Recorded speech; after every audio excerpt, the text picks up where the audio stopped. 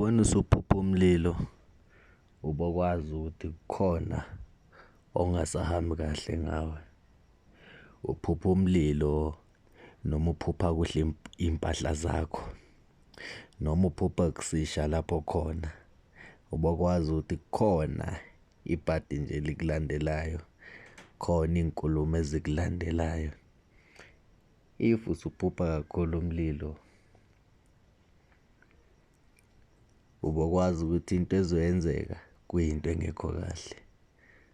Umlilo usuke uchaza iy'nkulumo nesimo solaka, abantu abaphansi noma abantu abadala.